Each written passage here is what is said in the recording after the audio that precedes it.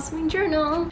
Thank you to all of you who are returning, and for all of you who are new, welcome to the Blossoming Journal.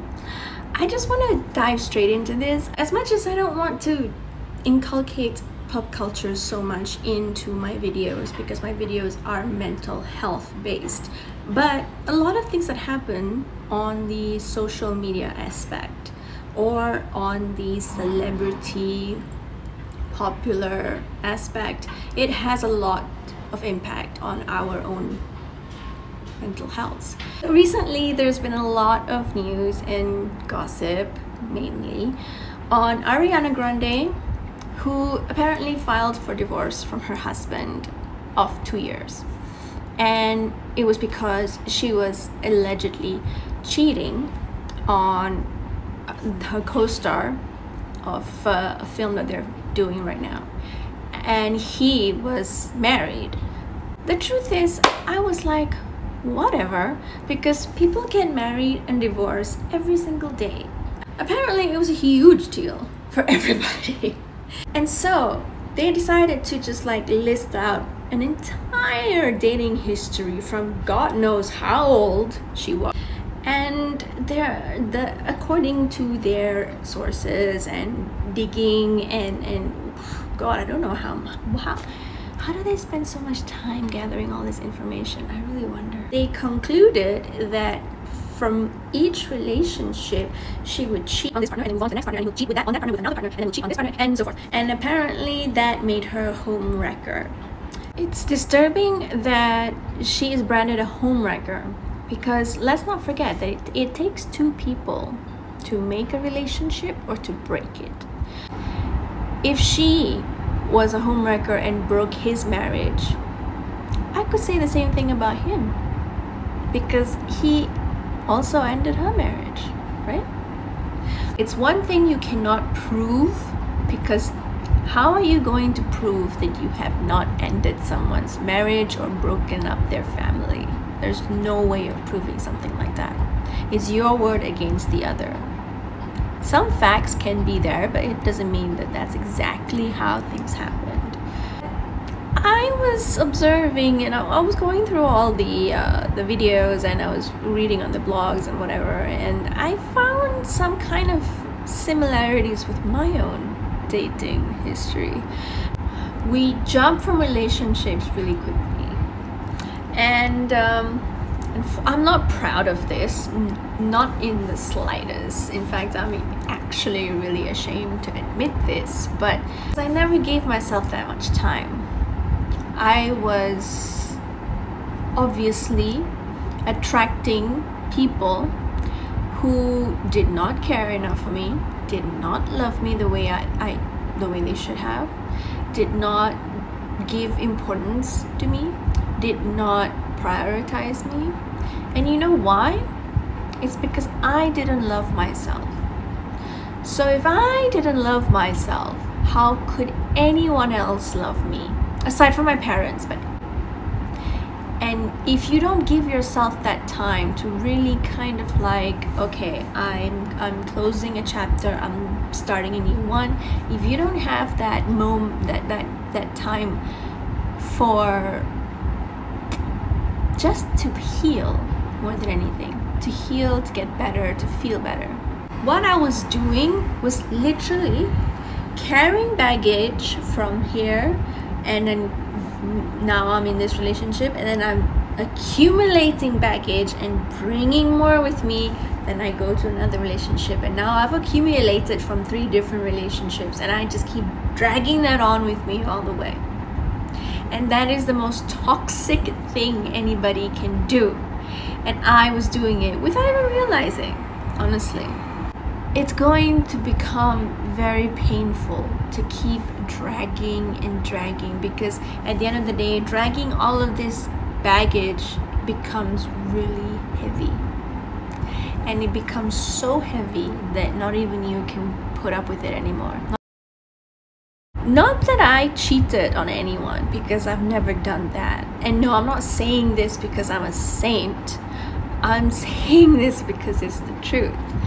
I've never ever cheated on anybody that I was seeing, because for me, the moment I have an inch of feeling for someone else, or if it comes to a point where I'm more excited to get a call or a text from that other person instead of the one I'm dating, then that is my signal that this relationship is over.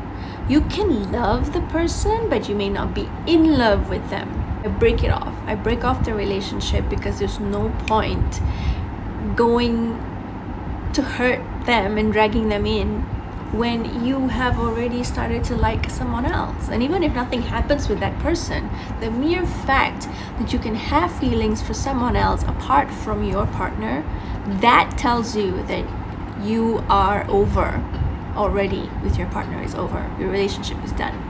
And that is when you need to start realizing that, okay, there's no reason to hurt this person, so let's just end this. And try to do it as amicably as possible, because breakups are so nasty. It always takes that one person who could totally annihilate your life. Because I was so broken, traumatized, and sick, because it made me literally physically sick as well. I couldn't be with anybody. I was afraid of people. It came to that point. I was afraid of people. I was afraid of guys. I was afraid of friends. I was afraid of girls. I was afraid of everybody, because I was so scared of being abused and neglected and treated the same way again. So it took me a very long time to learn how to trust again. And then after learning to trust again, the other hurdle was to try to perhaps like somebody, or be able to see another person and be like, oh, he's cute. It took me a while because of how broken and damaged I was.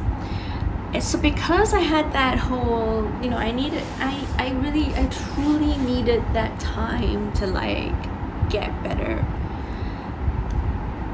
I now understand the importance of taking time between relationships. You could just get out of a relationship, and if it was not serious for you, then fine. But if it's something that it was serious, and a relationship that costed a couple of months or a couple of years, or marriage, and a marriage that has children, regardless of the kind of relationship that is, you need to have the time for yourself to heal from it. Because if something breaks or ends or goes wrong, it will hurt, and you will need to heal from that hurt, and that takes a long time. So it took me a period of 2 years before I could really trust people. And even then, it was very selective people. Like, a lot of people I did not trust. There were a lot of people who truly were toxic, and I had to cut them off because I needed to move on with my life without all the toxicity and negativity that I was immersed in because of that relationship, before that relationship, after that relationship. That relationship was kind of like a turning point for me. That particular experience, it's taught me so much about life, and I can't believe that I'm only learning this now. How insane is that? That only now I've learned to love myself. I mean, I imagine that loving yourself is something that you do naturally. But for me, it took this amount of pain and destruction for me to sit down and be like, okay, all right, hang on. We need to take a minute here. Let's recalibrate. And that's exactly what I did. everyone could do anything that they wanted with me and I wouldn't even bat an eyelid. But today, I'd kick their fucking ass out. Wrapping up today's video, I've come to the end. I hope that my sharing today has helped someone, at least someone, to understand the importance of loving yourself. So take care. I'll see you guys really soon with another video. Bye.